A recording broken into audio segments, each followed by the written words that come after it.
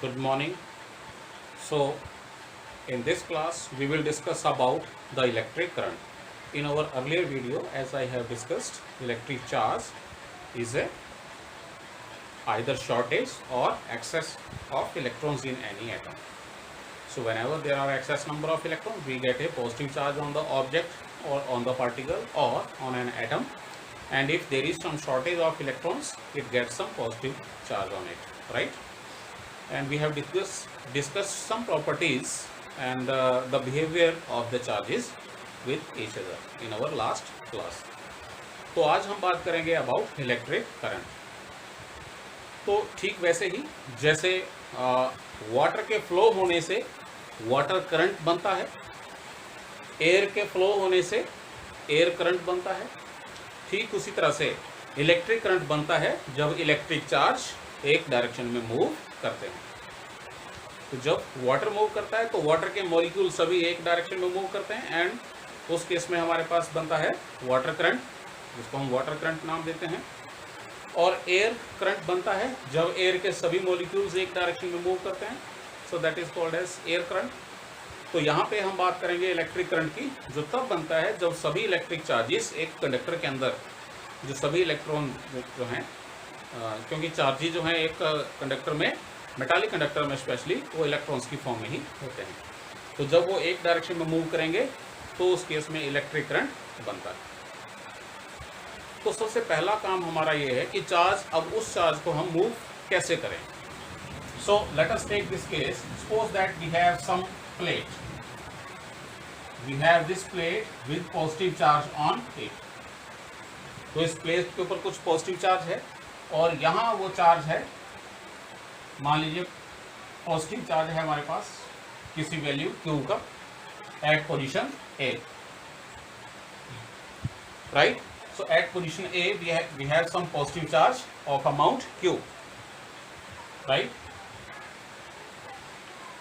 So what this charge will experience? This charge will experience some force due to this positive charge on this plate.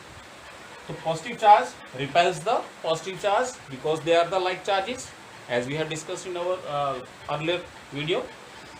So positive charge repels positive charge. So इस positive charge की वजह से इसके ऊपर एक downward direction में force लगेगी, जिसकी वजह से ये एक पर्टिकुलर डायरेक्शन में मूव करना शुरू कर देगा। Before we have used the plate, the charge was found to be at this position A, for example, which was at rest. Now we are using some charged plate at some distance from this given charge. So due to this positive charge on the plate, it will exert repulsive force on this given charge which was at rest at point A and starts moving in downward direction. Now because it is moving in downward direction, it will create some electric current, right?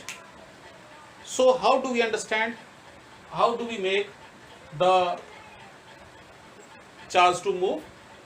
By placing some other charge around it, right? So either the charge move towards the applied charge or away from the applied charge. In this case, the charge move away. So how do we understand the electric current then? Whenever we make the charge move, the electric current is produced. But it is very important how to apply this charge. To understand this, let me just bring a charge from a point where there was no force due to this positive charge on the plate. So I am bringing this charge from some further distance to position, for example, A. So I am bringing some positive charge to this position A. Due to this positive plate, it will experience some force in downward direction at this position. So we have to do some work in order to bring the charge to this position A, because we are bringing the charge against the force exerted by this positive charge plate, right? So because this was exerting some repulsive forces and we are doing the work against that repulsive force in order to bring the charge towards the plate at position A, right? So whatever work we do in order to bring the charge to this position, it becomes the electric potential of this charge at this point. कितना work करना पड़ेगा हमें किसी position तक लाने में? ये इस बात के ऊपर डिपेंड करेगा कि ये इस पोजीशन के ऊपर कितना स्ट्रांगली फोर्स एक्सर्ट कर सकती है। इसी चीज को समझने के लिए फॉर एग्जांपल इस चार्ज को हम थोड़ा सा और क्लोज लेके आए टू सम पोजीशन बी।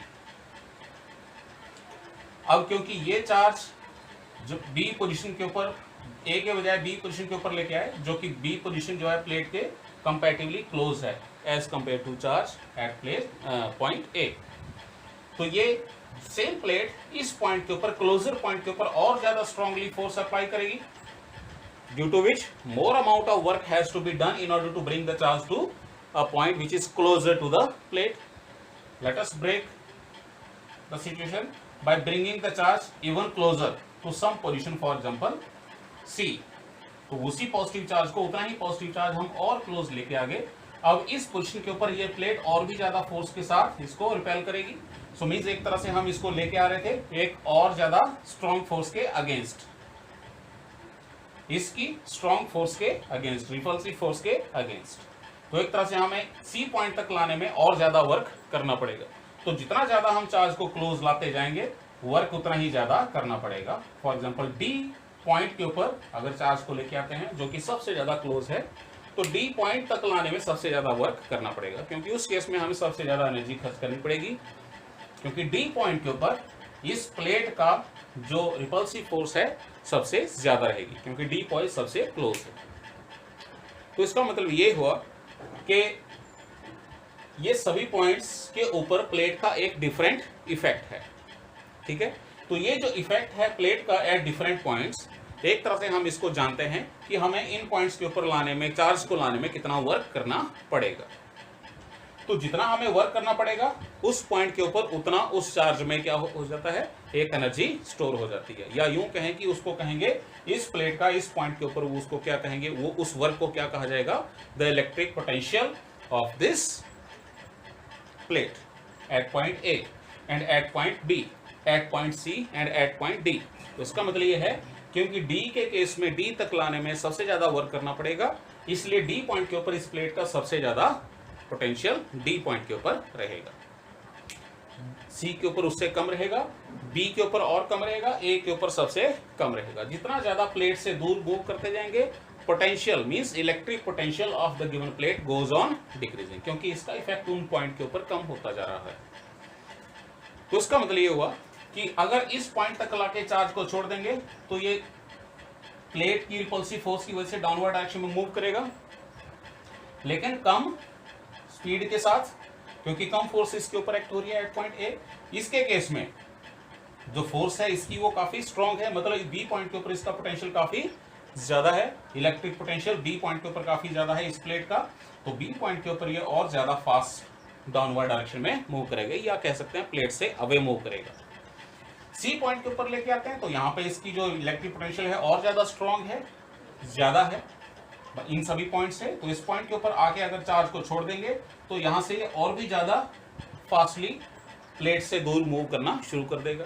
उसी तरह से डी पॉइंट के ऊपर लाके अगर इस चार्ज को हम छोड़ देंगे तो इसका मतलब ये है कि प्लेट की पोटेंशियल डी पॉइंट के ऊपर सबसे ज्यादा होने की वजह से, इलेक्ट्रिक पोटेंशियल डी पॉइंट के ऊपर सबसे ज्यादा होने की वजह से, लार्ज रिपल्सिव फोर्स की वजह से ये प्लेट से दूर और ज्यादा फास्टली मूव करेगा।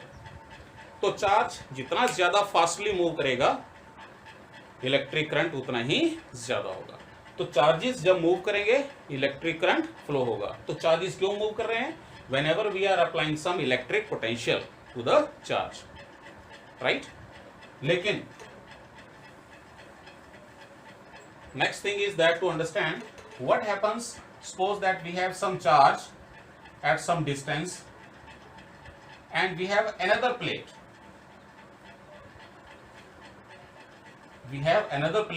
of similar charge and same amount of charge। जितना चार्ज इसके ऊपर है उतना ही चार्ज इसके ऊपर है, और ये चार्ज कहीं बीच में है जिसको हमें मूव करना था, जो पहले रेस्ट पे था, फिर हमने प्लेट्स इसके नजदीक ले आए। तो क्या होगा, ये प्लेट के ऊपर जो चार्ज है उसकी वजह से ये चार्ज के ऊपर, इस गिवन चार्ज के ऊपर इस डायरेक्शन में फोर्स लगेगी, और इस प्लेट के ऊपर जो चार्ज है उसकी वजह से इसके ऊपर इसके अपोजिट फोर्स लगेगी, क्योंकि दोनों ही प्लेट्स के ऊपर पॉजिटिव चार्ज होने की वजह से ये इस चार्ज को रिपेल करेंगी, राइट। क्योंकि चार्ज इधर भी सेम है और इधर भी सेम है और चार्ज ये कहाँ है, ठीक दोनों के बीच में है। तो इसका मतलब क्या हुआ, दोनों प्लेट्स की वजह से इसके ऊपर ये जो फोर्सेस हैं ये बराबर लगेंगी और डायरेक्शन में एक दूसरे के क्या है, अपोजिट।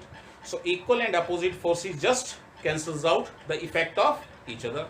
तो इस केस में क्या है कि चार्ज कहीं भी मूव नहीं करता।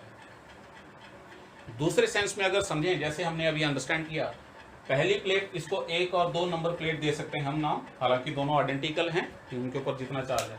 तो पहली प्लेट के ऊपर जो चार्ज है उसकी वजह से ए पॉइंट के ऊपर पोटेंशियल जितना है, सेकंड प्लेट के ऊपर जो चार्ज है उसकी वजह से ए पॉइंट के ऊपर, सेम पॉइंट के ऊपर पोटेंशियल उतना ही है और डायरेक्शन में क्या है, एक दूसरे के अपोजिट।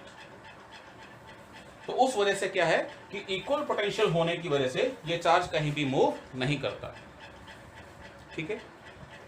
दूसरी चीज हम लेते हैं कि अगर मान लीजिए दूसरी प्लेट नेगेटिवली चार्ज है तो होगा क्या, जो फर्स्ट प्लेट है वो तो इसको करेगी रिपेल, क्योंकि अपना कुछ ना कुछ ए पॉइंट के ऊपर इसका पोटेंशियल है इतने डिस्टेंस के ऊपर, उसकी वजह से ये इसको रिपेल करेगी। और सेकंड प्लेस जो प्लेट है ये नेगेटिवली चार्ज है तो ये तो पॉजिटिव चार्ज को अट्रैक्ट करेगी, तो ये भी इसको डाउनवर्ड डायरेक्शन में अट्रैक्ट करेगी, जिसकी वजह से इस चार्ज की इस डायरेक्शन में जो मूवमेंट है वो और भी ज्यादा फास्ट हो जाती है। तो ये और भी ज्यादा इजीली इस डायरेक्शन में मूव करना शुरू कर देता है। तो यहाँ पे हम क्या देखते हैं कि इस फर्स्ट प्लेट का इस ए पॉइंट के ऊपर पोटेंशियल और सेकंड प्लेट का इसके ऊपर एक ए पॉइंट के ऊपर पोटेंशियल, वो दोनों सेम ही डायरेक्शन में है, जिसकी वजह से there is some difference in the electric potentials. तो क्योंकि इसकी वजह से इसके ऊपर पोटेंशियल एक है, दूसरी की वजह से दूसरा है, लेकिन डायरेक्शन क्या है, सेम है, तो उसकी वजह से क्या है कि जो there is some difference in the potential. अगर दोनों का पोटेंशियल सेम था तब तो चार्ज कहीं नहीं मूव करता है, लेकिन जब एक का पोटेंशियल नेगेटिव है दूसरे का पॉजिटिव है तो उस तरह से हम क्या देखते हैं कि चार्ज अब एक डायरेक्शन में, पहले जब सेकंड प्लेट नहीं थी तो और भी ज्यादा स्पीड के साथ मूव करता है और भी ज्यादा करंट को प्रोड्यूस करता है, right. Of course current is not produce, it is produce at the expense of some energy. Okay, तो यहां से हम क्या समझते हैं कि अगर हमें चार्ज को मूव करना है तो हमें डिफरेंस मेंटेन करना पड़ेगा of the electric potentials across the two ends of the charge. बजाय एक प्लेट यूज करने के हम 2 प्लेट यूज करेंगे तो इलेक्ट्रिक करंट और भी ज्यादा फ्लो करेगा। ओके, तो यही पॉजिटिव पोटेंशियल और नेगेटिव पोटेंशियल सर्किट्स में हम एक सेल की वजह से देते हैं। तो सेल जिसके 2 टर्मिनल्स होते हैं, एक पॉजिटिव और दूसरा नेगेटिव, तो इन पॉजिटिव और नेगेटिव टर्मिनल से ही हम एक पोटेंशियल डिफरेंस मेंटेन करते हैं किसी भी बल्ब के across, and hence the current flows through that bulb and hence bulb glows. तो ये है वो सारी story about electric current. So इसलिए हम सबसे पहली चीज समझना ये आवश्यक है कि इलेक्ट्रिक करंट क्या चीज है, इलेक्ट्रिक पोटेंशियल क्या चीज है। अगर हम इलेक्ट्रिक पोटेंशियल समझ जाते हैं तो हमारे पास फिर इलेक्ट्रिक करंट समझना बहुत आसान हो जाता है। तो इलेक्ट्रिक पोटेंशियल हमने क्या समझा, यहाँ से एक चार्ज, जो प्लेट के ऊपर कोई चार्ज होता है उसका किसी पॉइंट के ऊपर कितना पोटेंशियल है उसको हमने कैसे समझा कि उस पॉइंट तक लाने में चार्ज को, किसी चार्ज को उस पॉइंट तक लाने में हमें कितना वर्क करना पड़ता है। तो electric potential is the work done. ये किसका पोटेंशियल होगा, ये प्लेट के ऊपर जो चार्ज है उसका पोटेंशियल होगा पॉइंट ए के ऊपर। So work done, so electric potential of a given charge is the work done in bringing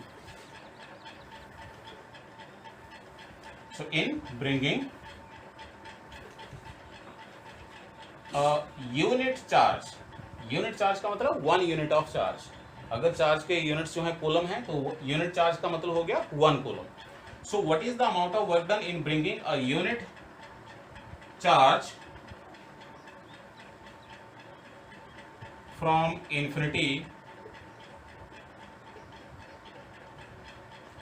हम वर्ड यूज क्यों कर रहे हैं, क्योंकि हमें चार्ज को वहां से लेके आना है जहां पे इसका कोई इफेक्ट नहीं है। तो कितना भी दूर ले जाएं इसका कुछ ना कुछ इफेक्ट जरूर रहेगा, वो कितना ही चाहे वीक क्यों ना हो, निग्लिजिबल क्यों ना हो। तो इसलिए हम कहेंगे कि चार्ज, इसका जो गिवन प्लेट का जो इफेक्ट होगा वो 0 कहां पे होगा, इन्फिनिटी के ऊपर। सो दैट्स वाई, तो हमें इसको ऐसे पॉइंट से लेके आना है जहाँ पे इसका प्लेट का कोई भी इफेक्ट ना हो, टू सम पॉइंट जहाँ पे कुछ ना कुछ इफेक्ट करती हो। So therefore the electric potential is nothing but the work done in bringing a unit charge from infinity to a given point around the source charge. Source charge, एक तरह से जो प्लेट के ऊपर जो चार्ज है उसको हम सोर्स चार्ज का नाम देते हैं। तो इस तरह से हम इलेक्ट्रिक पोटेंशियल को समझते हैं। तो जितना इलेक्ट्रिक पोटेंशियल यहाँ पे होगा ए पॉइंट के ऊपर, तो उतना ही ज्यादा फोर्स के साथ ये चार्ज डाउनवर्ड डायरेक्शन में मूव करेगा। डाउनवर्ड का मतलब प्लेट से अवे मूव करेगा, क्योंकि ये पॉजिटिव चार्ज के बारे में बात कर रहे हैं, तो positive charge will repel the positive charge. अगर मान लीजिए हमें इसको इसी पॉइंट के ऊपर रखना है, तो हमें क्या करना पड़ेगा, और ज्यादा स्पीड के साथ हम चाहते हैं कि ये मूव करे अवे फ्रॉम द प्लेट, तो हमें इसके ऊपर चार्ज बढ़ाना पड़ेगा। ज्यादा चार्ज होने की वजह से क्या होगा, पहले के कंपैरिजन में अब चार्ज ज्यादा है, इसका मतलब अब ये इस पॉइंट के ऊपर और भी ज्यादा फोर्स एक्सर्ट करेगा। तो एक तरह से इसका जो प्लेट का पोटेंशियल है ए पॉइंट के ऊपर, अब वो और भी ज्यादा बढ़ गया। तो जितना ज्यादा पोटेंशियल अप्लाई करेंगे, या यूं कहें कि जितना ज्यादा पोटेंशियल डिफरेंस अप्लाई करेंगे, उतना ही ज्यादा जो चार्ज है वो फास्टली मूव करेगा। Suppose that we have some negative charge also here, या यूं कहें कि नेगेटिव पोटेंशियल, जितना ज्यादा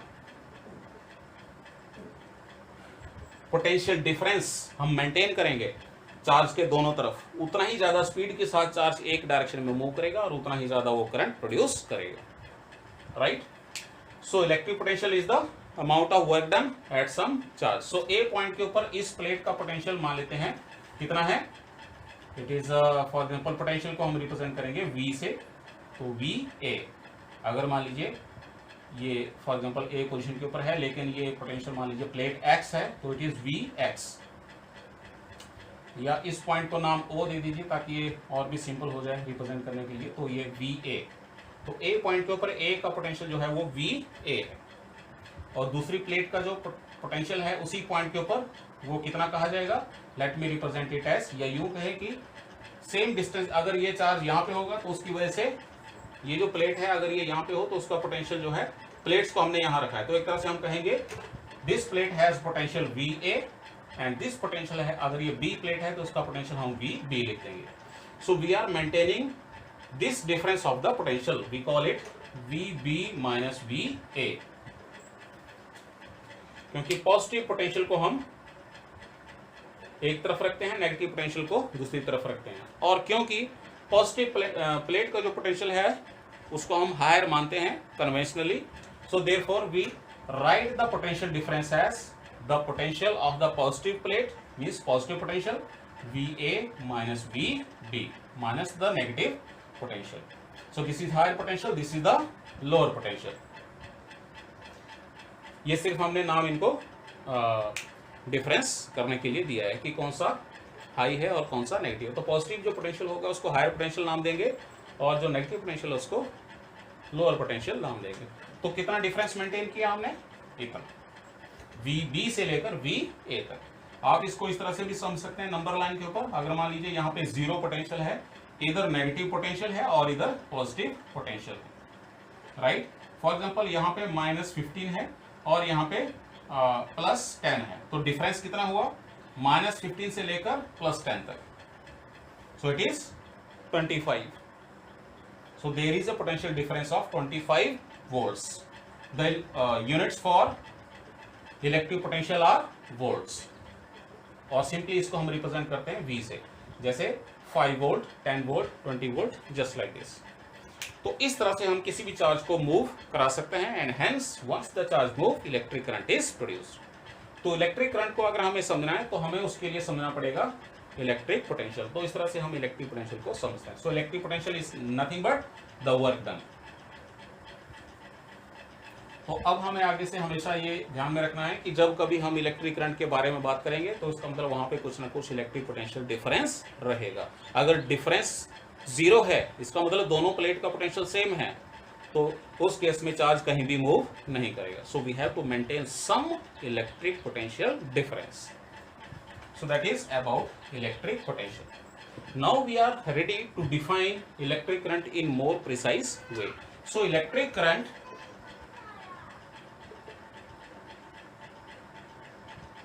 it is the effect produced due to the charges in motion in one particular direction. एक फॉर एग्जाम्पल कंडक्टर है हमारे पास इस तरह से, इसके अंदर बहुत सारे चार्जेस हैं, जैसे हमने लास्ट क्लास में बात करी थी, लास्ट वीडियो में बात करी थी।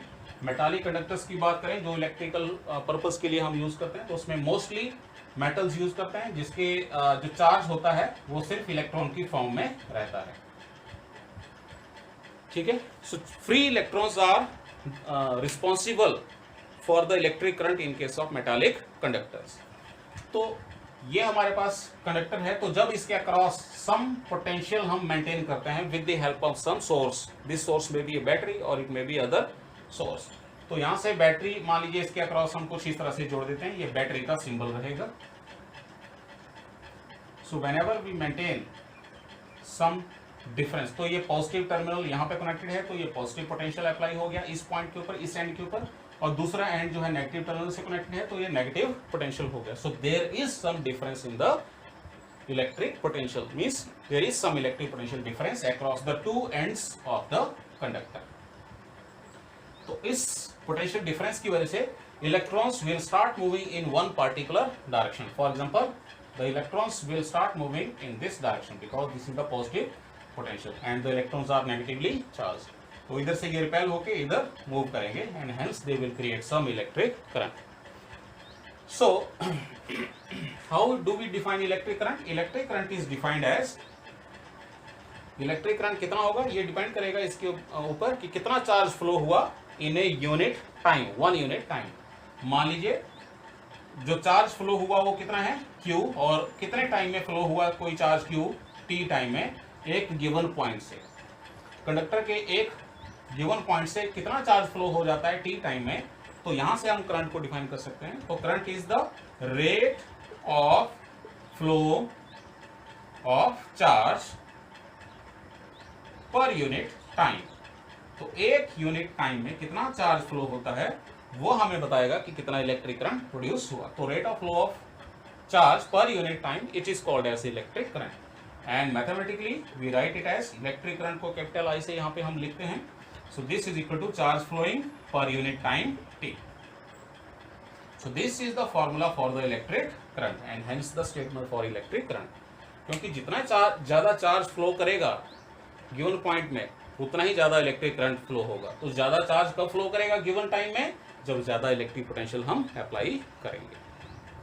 सो this is about electric current. The units for electric current from here are, charge के जो यूनिट्स होते हैं वो होते हैं कूलम और टाइम के होते हैं सेकेंड। तो यहां से हम क्या देखते हैं कि जो करंट के यूनिट्स हैं वो क्या है कूलम पर सेकेंड, या फिर इसको हम नाम देते हैं एम्पियर्स।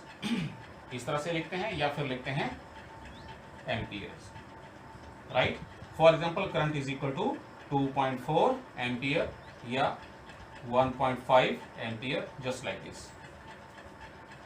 आप लोगों ने देखा होगा कि बहुत सारी जगह पे जो भी इलेक्ट्रिकल इंस्ट्रूमेंट्स हैं उसके ऊपर ये उसका जो करंट रेटिंग है वो इस तरह से मेंशन की होती है, ए साथ में, ए स्टैंड्स फॉर एम्पियर।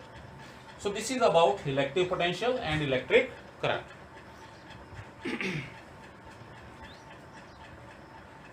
तो it is quite simple that if we want the electric current then we have to make the charges move, and for making charges move we have to apply some electric potential across the two ends of the conductor so that there is some difference in the electric potentials, right? So whenever we have difference of electric potentials across the two ends of the conductor, suppose that potential at A it is VA, potential at B it is VB, which are different, then the charges will start moving. And what direction the current takes?